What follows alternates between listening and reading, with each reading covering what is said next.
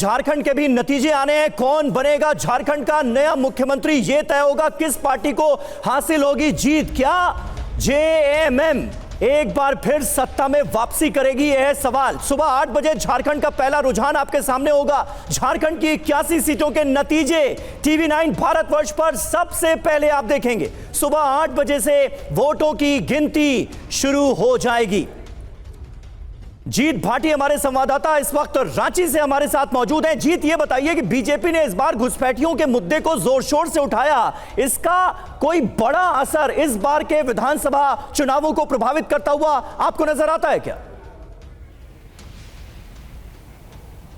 बिल्कुल, देखिए सभी ना सिर्फ घुसपैठियों की बात की बल्कि कहा कि जो घुसपैठी है वो यहाँ के जो स्थानीय लोग हैं उनके रोजगार खा रहे हैं, उत्पीड़न कर रहे हैं, धर्मांतरण कर रहे हैं। इस तमाम मुद्दों को बीजेपी ने यहाँ पर इस चुनाव में अच्छे से बनाया। लेकिन दूसरी तरफ देखें तो जो मैया योजना है जो सोरेन सरकार कर रही थी उनको लेकर के भी कहा गया था।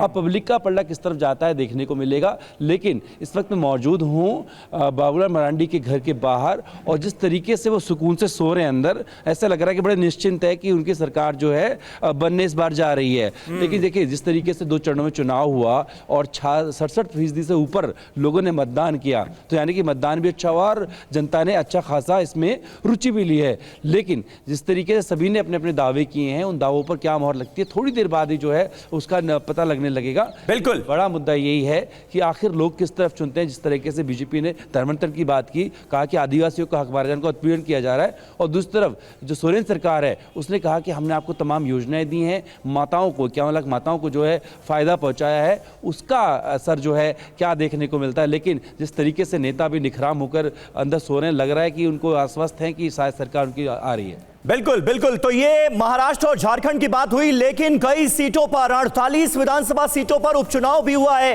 राजस्थान की 7 सीटों पर भी वोटों की गिनती शुरू हो जाएगी थोड़ी देर बाद। 69 उम्मीदवारों की किस्मत का फैसला होना है और भजन लाल शर्मा सरकार की ये पहली परीक्षा होगी। ध्वज आर्य हमारे साथ इस वक्त जुड़ चुके हैं। ध्वज, इसलिए भी अपने आप में ये उपचुनाव खास है इस बार के, क्योंकि भजन लाल शर्मा सरकार की ये पहली परीक्षा होगी।